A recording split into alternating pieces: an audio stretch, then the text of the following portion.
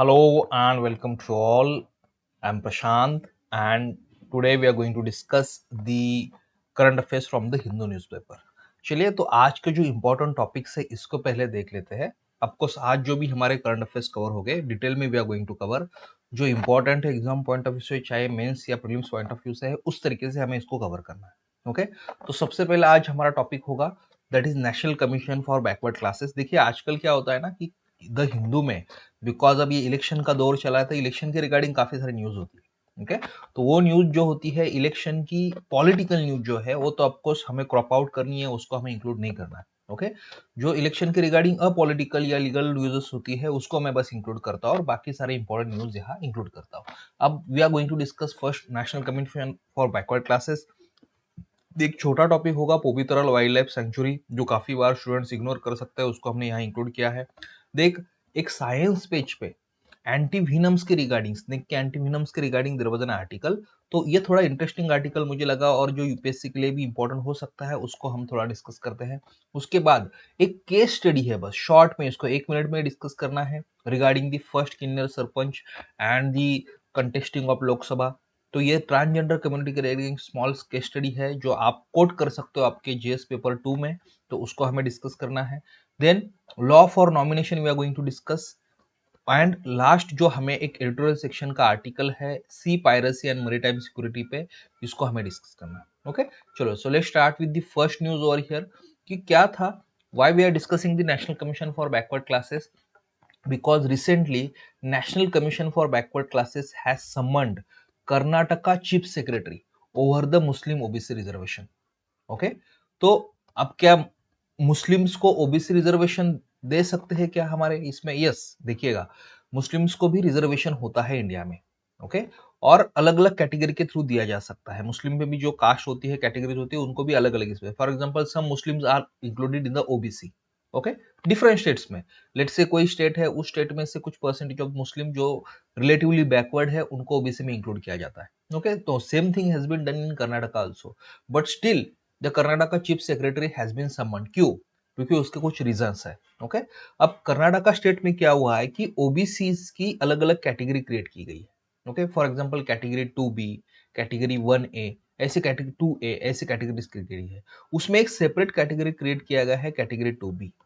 Okay और उसमें ये कैटेगरी में बस मुस्लिम्स इंक्लूड किए गए हैं. ओके तो कैटेगरी 2B में जो है कंप्लीट मुस्लिम कम्युनिटी इंक्लूड की गई. अब इसमें इशू ये है for the NCBC that this particular मतलब इसमें हुआ ये है कि कर्नाटक के सारे मुस्लिम्स एक्चुअली इसमें ओबीसी में इंक्लूड किए गए. द ऑब्जेक्शन इज दैट कि entire Muslim community has been declared as a backward caste in the state OBC state.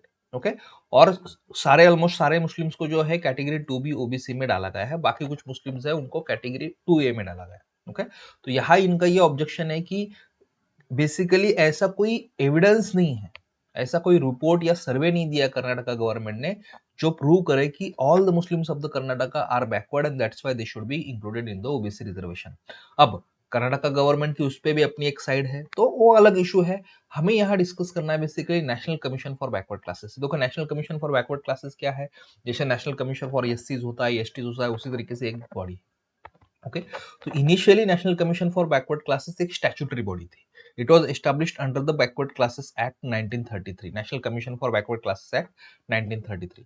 Okay और ओवरऑल ये बॉडी आपको आती है Ministry of Social Justice and Empowerment के अंडर. ओके अब 2018 में through 102nd constitutional amendment act okay National Commission for Backward Classes has been given a constitutional status. हमारे constitution में वैसे तो मल्टीपल आर्टिकल्स इस कॉन्स्टिट्यूशन अमेंडमेंट एक्ट ने add किए हैं लेकिन एक आर्टिकल 338B ऐड किया गया. ओके और इस बिकॉज आर्टिकल 338 एंड 338A ये है National Commission for schedule caste and schedule tribes के रिगार्डिंग. तो अब नेशनल आर्टिकल 338B ये ऐड किया गया और उसके through national Commission for Backward classes भी अब इसको कॉन्स्टिट्यूशनल स्टेटस दिया गया. ओके तो ये हुआ है 102nd कॉन्स्टिट्यूशन अमेंडमेंट एक्ट के through. That is also something you should remember. क्या कॉम्पोजिशन है इस नेशनल कमीशन बैकवर्ड क्लासेस का? इसमें एक चेयरपर्सन होते हैं, एक वाइस चेयरपर्सन होते हैं एंड आप कह सकते हो 3 other members will be there. मतलब 1+1+3 जो है ये कॉम्पोजिशन यहाँ पे है. Okay and of course this members are appointed by the President of India by warrant under his hand and seal. Of course मतलब खुद वो साइन करके इनको है यहाँ अपॉइंट करते हैं। Okay, fine. Of course, government will recommend which members are to be appointed, and then president will of course put a stamp on him. Okay. अब फंक्शन क्या है National Commission for Backward Classes का? Main इसका duty है, जो duty National Commission for एससीज and STs का है with respect to SC and ST category. Okay, तो एससी और एसटी कैटेगरी के लिए जो कमीशन है वो जो उस कास्ट के लिए काम करता है, वही काम ओबीसी कास्ट के लिए जो है कैटेगरी के लिए यहाँ National Commission for Backward Classes करता है। ओके, तो it investigates and monitor the matters relating to the safeguards provided to the other backward classes. Okay, if other backward classes have some specific complaints, वो उसमें inquiry करता है ये commission. Okay, other backward classes के regarding कौन से programmes launch करने हैं, कौन से प्रोग्राम्स ऑलरेडी है, उसके रिगार्डिंग कुछ रिपोर्ट्स क्रिएट करना। Okay, that is something is given by this. फिर ये प्रेसिडेंट को टाइम टू टाइम कुछ रिपोर्ट्स भी एक्चुअली प्रोवाइड करता है with respect to other backward classes. Okay, और इस कमीशन के पास सिविल कोड की पावर है। It means it can summon certain people, it can ask for certain documents if required. Okay, state governments also required to consult the commission on certain matters of the OBC classes over here और OBC category over here. Okay, ये थोड़ी सी कुछ जानकारी जो है आपको इस national Commission for Backward classes के रिगार्डिंग पता होनी चाहिए। नाउ नेक्स्ट एक छोटी सी न्यूज थी regarding the human wild life conflict and the case in the SC. Supreme court में केस चल रहा है regarding human wild life conflict and all this things. तो उस केस में हमें इतना जाना नहीं, एज ऑफ नाउ उतना केस इंपॉर्टेंट नहीं है, लेकिन उस केस में एक आप इस न्यूज में एक वाइल्ड लाइफ सेंचुरी का मेंशन किया गया है, that is Pobitora wild life sanctuary. तो इस सेंचुरी का क्या इंपॉर्टेंस है और क्या लोकेशन है ये हमें पता होना चाहिए। Now Pobitora wild life sanctuary of course it is in Assam. काफी सारे स्टूडेंट्स को पता होगा कि आसाम का जो मोरीगांव डिस्ट्रिक्ट है यहाँ ये है, और ब्रह्मपुत्रा रिवर की फ्लड प्लेन में ये कहीं ना कहीं वाइल्ड लाइफ सेंचुरी आती है। इस वाइल्ड लाइफ सेंचुरी को मिनी काजीरंगा भी कहा जाता है। क्यों? क्योंकि इसका जो लैंडस्केप है, नेचुरल जो landscape it is similar to the Kaziranga, और यहाँ जो फौना भी है ये भी कहीं ना कहीं काजीरंगा जैसा है, तो इसलिए इसको मिनी काजीरंगा का एक्चुअली कहा जाता है। ओके, तो एक काफी बड़ी विशेषता है क्या है पवित्रा वाइल्ड लाइफ सेंचुरी की, कि इसमें सेकंड हाईएस्ट पॉपुलेशन है राइनोस का in Assam after the Kaziranga wildlife sanctuary. Kaziranga के बाद सबसे ज्यादा अगर देखा जाए तो राइनोस का पॉपुलेशन आसाम में है, यहाँ याद रखना पवित्रा वाइल्ड लाइफ सेंचुरी में। और दूसरा डेंसिटी के हिसाब से इसमें हाईएस्ट राइनोस है। In terms of population second number पे है आसाम में, लेकिन डेंसिटी के हिसाब से देखा जाए राइनोस की तो इसमें हाईएस्ट डेंसिटी है राइनोस की is this particular wild life sanctuary. Okay, बाकी भी काफी सारे एनिमल्स इसमें है, लेपर्ड है, फिशिंग कैट है, जंगल कैट है, feral buffalo, wild pigs are also available over here. Savanna type of grassland landscape आपको यहाँ दिखती है। आपको multiple water bodies are there because Brahmaputra flood plain में ये पर्टिकुलर वाइल्ड लाइफ सेंचुरी है। अब नेक्स्ट न्यूज पे आते हैं हमारे, दैट इज एंटीवीनम। तो क्या है बेसिकली ये जो साइंस पेज जो है द हिंदू का, इसमें आर्टिकल आया है, इसमें कुछ टर्म्स आपको पता होने चाहिए, that's why I am discussing this. देखिएगा, the article starts with saying कि एवरी ईयर वर्ल्ड में around 1 lakh people will die just because of the snake bite. Okay, and around 4 lakh people every year in the world get disabled because of some of other way because of the snake bite.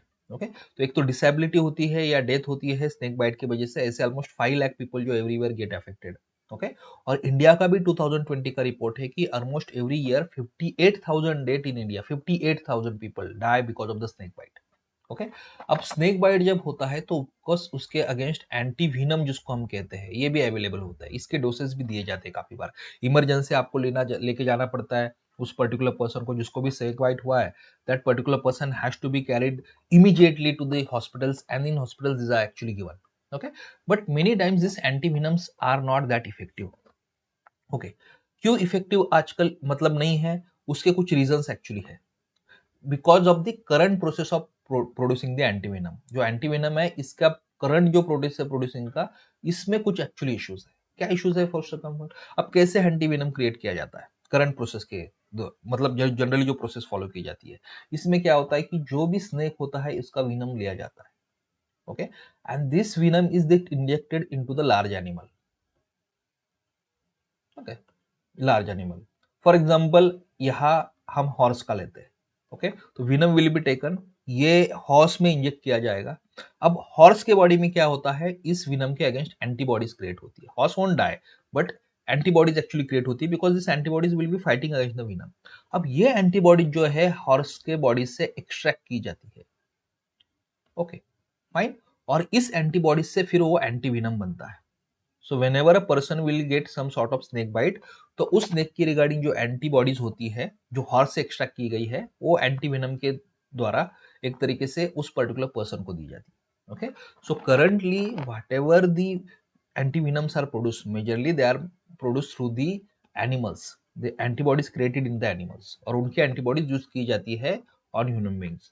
इसमें कुछ problems है। Problems क्या है कि देखो horse में late से जो एंटीबॉडीज क्रिएट हुई है, ये ये जो एंटीबॉडीज है ये बस उस विनम के अगेंस्ट ही होती है ऐसा नहीं है, हॉर्स में अलग भी एंटीबॉडीज हो सकती है उसके ब्लड में।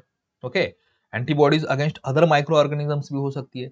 तो ये स्नेक की एंटी विनम की जो विनम के अगेंस्ट जो एंटीबॉडीज है, इसके अलावा बाकी भी एंटीबॉडी जो है हॉर्स की इसमें होती है, तो ये भी इसी के साथ आ जाती है। ओके, और जो कंप्लीट एंटीबॉडी जो हॉर्स के आप कलेक्ट करते हो उसमें से कुछ ही जो यूजफुल होती है विनम के अगेंस्ट, बाकी तो बाकी माइक्रो ऑर्गेनिज्म अगेंस्ट होती है। तो larger quantity of antibodies you need to collect and you will have to give it to the people. क्यों? क्योंकि वो सारे एंटीबॉडीज में सारी ही विनम के अगेंस्ट नहीं होती, बाकी भी माइक्रो ऑर्गेनिज्म से अगेंस्ट जो एंटीबॉडीज है उसमें होती है। सेकंड, बिकॉज ये एंटीबॉडीज एनिमल्स में डेवलप हुआ है, when you inject this in human beings might have adverse allergic reaction to this antibodies. Okay, chances उसके ज्यादा होते हैं। ओके, तो इसको एड्रेस करने के लिए फिर अब नए टेक्निक्स लाए गए हैं, जहां एनिमल एंटीबॉडीज यूज करने से अच्छा ह्यूमन एंटीबॉडीज ही यूज करने का ट्राई किया जा रहा है। अब ह्यूमन एंटीबॉडीज क्रिएट करना डिफिकल्ट है। क्यों? क्योंकि अगर आपने डायरेक्टली विनम लेते हो और ह्यूमंस में इंजेक्ट करते हो तो ह्यूमन बींग्स की डेथ हो सकती है उसमें, राइट? तो डेंजरस है। तो इसलिए सिंथेटिकली क्रिएट करने का ट्राई किया जा रहा है कि सिंथेटिकली अब ह्यूमन एंटीबॉडीज ही विनम के अगेंस्ट क्रिएट करे और वही ह्यूमन एंटीबॉडीज से एंटी विनम क्रिएट किया जाए, and whenever a snake bite will happen that will be given to the that particular person. Okay, तो उसमें रिगार्डिंग काफी सारे रिसर्च पेपर भी अभी पब्लिश हो रहा है। लेकिन इसमें एक प्रॉब्लम ये है कि देखिएगा, there are so many numbers of different type of snakes, उनके विनम्स अलग अलग होते हैं। तो हर एक विनम के लिए आपको अलग अलग टाइप ऑफ ऐसे ह्यूमन एंटीबॉडी जो है क्रिएट करनी पड़ेगी, तो ये काफी बड़ा इसमें चैलेंज होता है।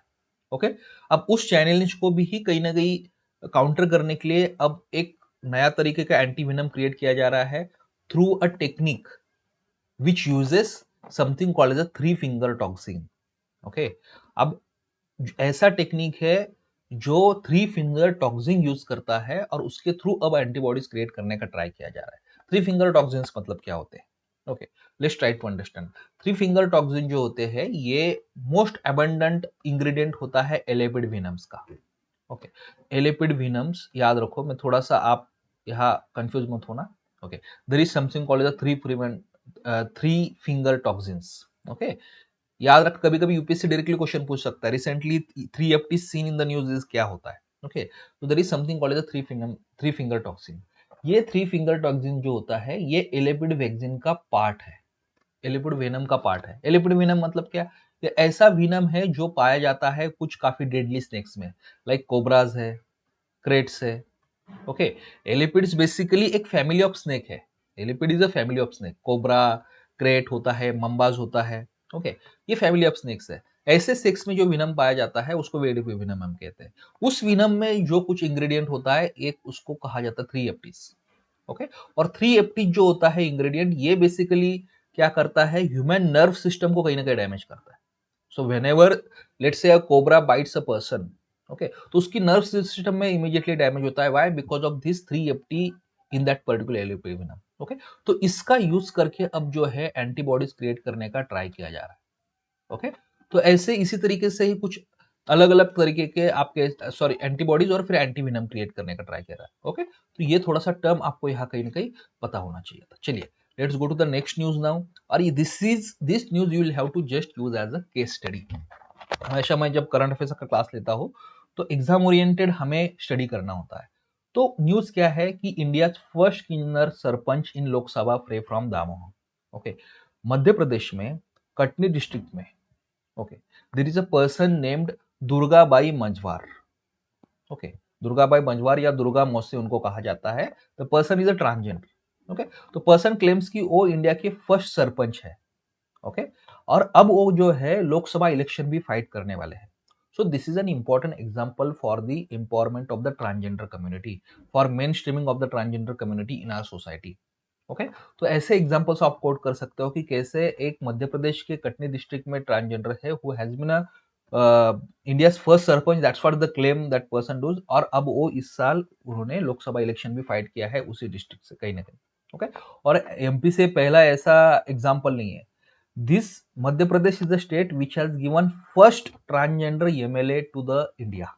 ओके, तो उसको भी आप एग्जाम्पल में लिख सकते हो कि 2000 में, ओके, सोहगपुर सीट जो है एमपी का, यहाँ से शबनम मौसी जो है ये फर्स्ट इंडिया की किन्नर या ट्रांसजेंडर जो है यहाँ पे एमएलए बनी थी। ओके, उससे पहले कमला जान, ओके, या कमला मौसी जिनको कहा जाता है, ये भी कहीं ना कहीं आप कह सकते हो इन्होंने मेयर इलेक्शन जीता था कटनी सिटी का 1999 में। ओके, तो ऐसे ये कुछ एग्जांपल्स है जो हमें दिखते हैं कि कैसे ट्रांसजेंडर कम्युनिटी को भी सोसाइटी एक्सेप्ट कर सकती है and how transgenders can also we can say become a part of mainstream society. तो इसको आप सिंपली कोट कर सकते हो आपके किसी भी ट्रांसजेंडर कम्युनिटी के बारे में अगर कोई क्वेश्चन है उसके इसमें ऐसे में अगर आपको कभी कोट करना है तो you can do that. Okay, now let's go to the next news that is regarding the cancellation of the candidature in Surat based on the nomination।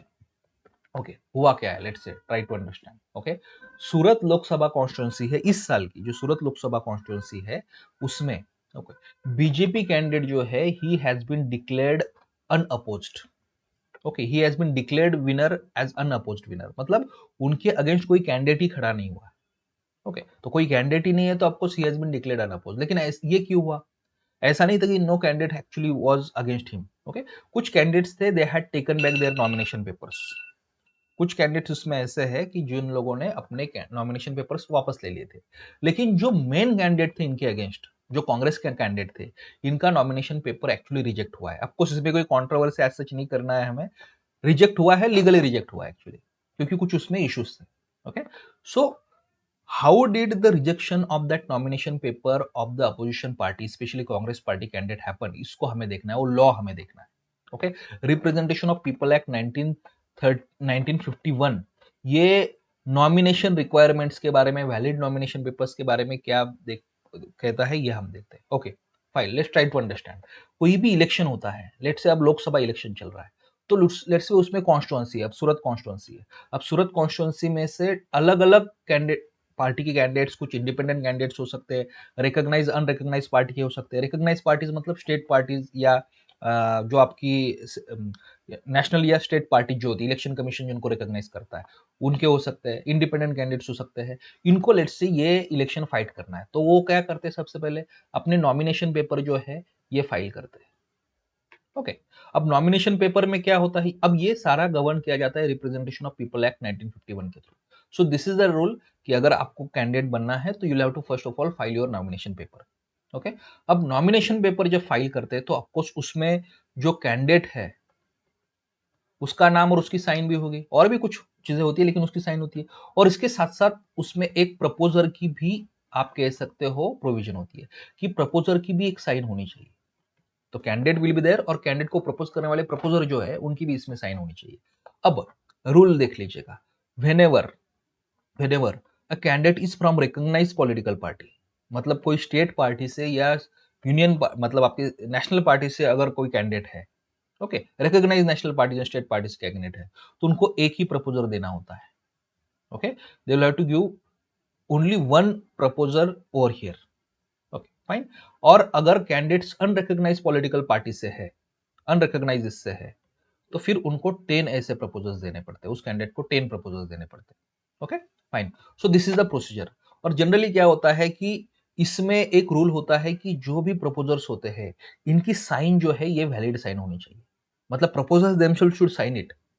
Okay, तो उनके साइन में कोई प्रॉब्लम नहीं होना चाहिए। और दूसरा रूल ये होता है कि वो प्रपोजल है उसी कॉन्स्टिट्यूंसी से इलेक्टर भी होने चाहिए, मतलब उनका वोटिंग का रजिस्ट्रेशन है उसी कॉन्स्टिट्यूंसी से एज अ वोटर रजिस्ट्रेशन होना चाहिए।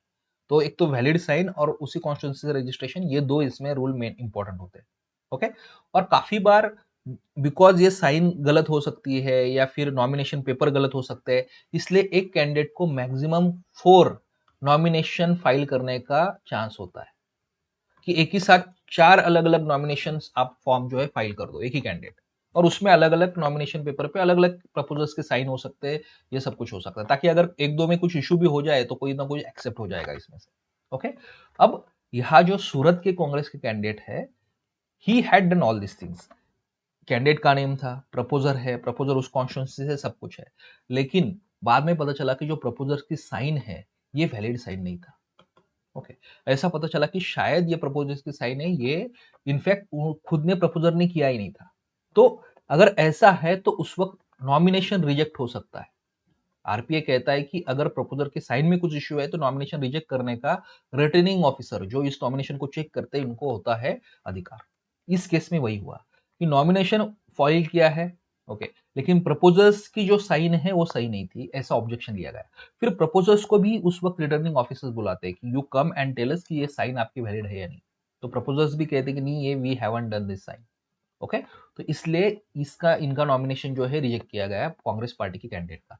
हालांकि अगर ऐसा नॉमिनेशन रिजेक्ट किया जाता है तो फिर क्या होता है, फिर अल्टरनेट कैंडिडेट देने की भी प्रावधान इसमें होता है कि लेट से करंट इसका नॉमिनेशन रिजेक्ट हुआ है किसी ना किसी कारण से, अब यहाँ प्रपोजल के कारण से रिजेक्ट हुआ है, तो अल्टरनेट कैंडिडेट भी दे सकता है। कैंडिडेट कांग्रेस पार्टी ने वो भी दिया, लेकिन उस अल्टरनेट कैंडिडेट के प्रपोजर भी जो है even they did not sign it. Okay, उस पे भी साइन में इशू था। तो finally the candidature of the Congress party candidate completely got cancelled, और फिर वो सीट जो है अनइलेक्ट, जो दैट वाज इलेक्टेड अनअपोज्ड हम कह सकते हैं। ओके, बिकॉज बाकी भी जो छोटे मोटे कैंडिडेट्स थे they had also withdrawn their candidature over here. Okay, अब ऐसे केस में क्या होता है कि अगर जिसका नॉमिनेशन कैंसिल हुआ है वो क्या कर सकता है, एक तो इलेक्शन कमीशन को पूछ सकता है कि ऐसा क्यों हुआ, या फिर उसके पास और एक रिकॉर्स होता है, they can go to the high court. Okay, by using the election petition, एक स्पेशल इलेक्शन पिटिशन फाइल करके वो हाई कोर्ट में अपील कर सकते हैं।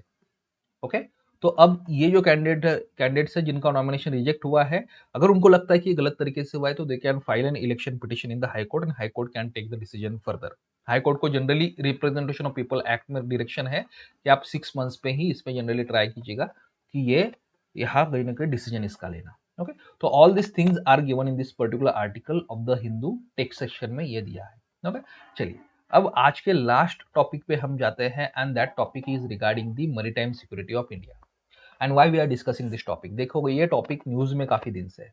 There have been so many instances of the pirate attacks in the Indian Ocean recently, Red Sea में हो, okay, off the coast of Somalia हो, या फिर अगर आप देखना इंडियन ओशन में बाकी जगह पे काफी सारे ऐसे शिप्स है, एमवी रियून है, एमवी लीला नॉरफोक है, ऐसे कितने पायरेट्स ने अटैक किए थे और इंडियन नेवी ने काफी बार उनको रेस्क्यू किया है।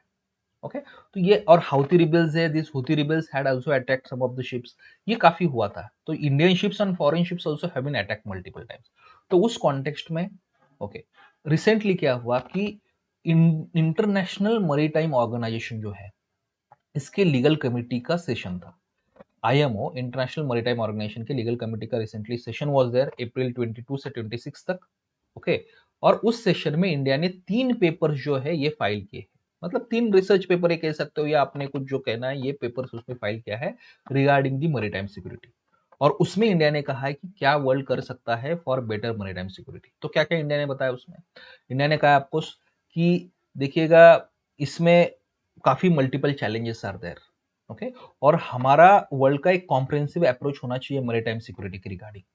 ओके, सेकंड, इंडिया इसमें कहता है कि अगर हमें मैरीटाइम फ्रॉड या बाकी ये करना है, मतलब let's say there is this particular piracy attacks है, आर्म रॉबरी है, एक्सट्रीमिस्ट अटैक्स है, रीजनल कॉन्फ्लिक्ट्स है, इसको अगर हमें कहीं ना कहीं काउंटर करना है तो इसमें इंटरनेशनल कॉपरेशन की काफी जरूरत है। फर्स्ट, इंडिया से इसकी comprehensive approach should be there, and second, international cooperation of multiple countries should also be there. Okay, तो इंटरनेशनल कॉपरेशन वैसे आपको उसमें कुछ मेजर्स ऑलरेडी वर्ल्ड ने ले चुके हैं। For example there is something called Djibouti code of conduct, okay, Jeddah amendment to the Djibouti code of conduct, ऐसे कितने सारे हैं जिसमें इंटरनेशनल कॉपरेशन होता है। तो इंडिया ये फर्दर स्ट्रेस करता है कि international cooperation is very important. Okay, third, India has also told कि देखिएगा we are talking about security angle, but जो सी फेयरर्स होते हैं, ओके, इनके सिक्योरिटी का भी हमने ध्यान रखना चाहिए। यहां इंडिया ने काफी स्ट्रेस किया है कि जो सी फेयरर्स होते हैं, जो एक्चुअली शिप्स के थ्रू ये ट्रैवल करते हैं, जो मर्चेंट नेवी के लोग होते हैं, इनकी सिक्योरिटी और उनके कॉन्ट्रैक्ट टर्म्स भी सही होने काफी इंपॉर्टेंट है। Okay, that's what actually India से। और इंडिया के लिए काफी बड़ा कंसर्न है, बिकॉज काफी सारे फॉरेन शिप्स होते हैं, उस पे जो वर्कर्स काम करते हैं वो इंडियंस होते हैं। Okay, lots of them actually are Indians. तो करंटली आप कह सकते हो जितना भी ग्लोबल सी फेरर्स का पॉपुलेशन है, ओके, उसमें से 9.35% एक्चुअली इंडियंस है, which is huge number. Try to understand this thing. Okay, और अगर ये नंबर ऐसा ही बढ़ता रहा तो शायद एक टाइम ऐसा हो सकता है कि नेक्स्ट 10 या 20 साल में 20% of the total seafarers will be Indians. Okay, because उसमें उनको एम्प्लॉयमेंट अपॉर्चुनिटीज मिलती है। तो उस कॉन्टेक्स्ट में ये जो सी फेरर्स होते हैं, वर्कर्स होते हैं ऐसे शिप्स पे, इनके कॉन्ट्रैक्ट्स सही होना अपने मालिक के साथ, ये भी काफी इंपॉर्टेंट है। ओके, काफी बार क्या होता है कि उनको ल्यूर किया जाता है। ओके, जैसे एक एग्जांपल है ईरान का। ईरानी शिपिंग कंपनी जो होती है ना, वो क्या करती है, इंटरनेशनल रिक्रूटर्स के साथ कोलैबोरेट करती है और काफी सारे इंडियंस को उसमें रिक्रूट करती है। ईरानियन शिप्स में Indians will be recruited for working over there. छोटे मोटे काम होते हैं, कुछ बड़े अच्छे स्किल्ड काम भी होता है, नॉन स्किल्ड वर्क भी होता है, जिसमें Indians will be working on the ships. They will be away from their homes for months for this. Okay, और उनको प्रॉमिस किया जाता है कि काफी हाई पे आपको मिलेगा, अच्छी वर्किंग कंडीशंस होगी, लेकिन काफी बार क्या होता है कि काफी ओवर वर्क उनको सफर करना पड़ता है, इनसफिशिएंट फूड होता है। ओके, इलीगल कार्गो उनको ट्रांसपोर्ट करना पड़ता है।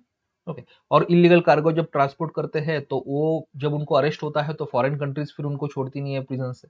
तो ऐसे काफी सारे इश्यूज जो है ये इंडियन सी फेरर्स को ये करना पड़ता है, फेस करना पड़ता है। ओके, तो सी फेरर्स के, ये मर्चेंट नेवी शिप्स के जो ओनर होते हैं, उनके साथ जो कॉन्ट्रैक्ट है ये भी फेयर होना चाहिए, और इस पे भी एम्फोसिस होना काफी इंपॉर्टेंट है। दैट्स व्हाट इंडिया सेज, और specially country like India it is very important.